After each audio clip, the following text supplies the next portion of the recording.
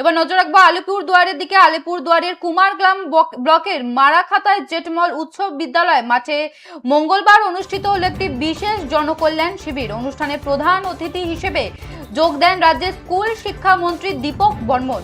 মন্ত্রীকে এদিন ঐতিহ্যবাহী বৈরাটি নৃত্যের মাধ্যমে সংবর্ধনা বরণ করে নেওয়া হয়। অনুষ্ঠানে উপস্থিত ছিলেন বিজেপির জেলা সভাপতি মিঠু দাস, কুমারগ্রামের বিডিও সন্দীপ ধারা সহ একাধিক প্রশাসনিক আধিকারিক ও জনপ্রতিনিধিরা। এই জনকল্যাণ শিবিরের মাধ্যমে বিভিন্ন সরকারি দপ্তরে স্টল খুলে সাধারণ মানুষকে সরাসরি নানাবিধ সরকারি পরিষেবা ও জনমুখী প্রকল্পের সুবিধা দেওয়া হয়। অনুষ্ঠানে বক্তব্য রাখতে গিয়ে স্কুল শিক্ষামন্ত্রী বলেন, এই ধরনের শিবিরের মাধ্যমে সাধারণ মানুষ অত্যন্ত দ্রুত সরাসরি সরকারের সুবিধা পাচ্ছেন।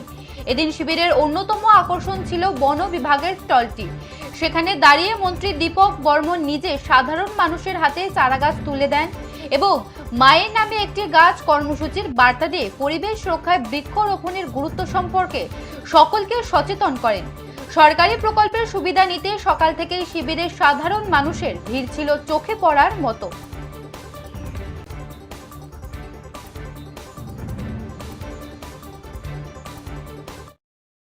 নেই, আমি সমস্ত দপ্তরের শিবিরেই যাবার কথা, কিন্তু আমাকে আরও শিবিরে যেতে হবে এবং এখানে যেটা দেখলাম, আমি সকলের সঙ্গে কথা বলে সমস্ত দপ্তরের যে ধরনের পরিষেবা পাওয়ার কথা সেগুলো পরিষেবা পাচ্ছে, অতএব কোনো গোলযোগ নেই।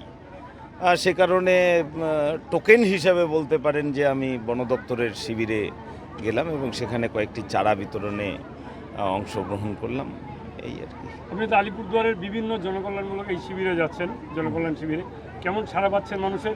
দুয়ারে সরকারের সঙ্গে এর পার্থক্যটা কিভাবে করবেন? প্রচণ্ড সাড়া পাচ্ছি। দুয়ারে সরকারের সঙ্গে এটার পার্থক্য হলো, দুয়ারে সরকারের দেখনদারি যতটা ছিল, কাজ ততটা ছিল না। আর এটাতে দেখনদারির ভাগটা একটু কম আছে, কিন্তু কাজটা পূর্ণ মাত্রায় আছে। মানুষ এটা আজকে বুঝতে পারবে না, এটা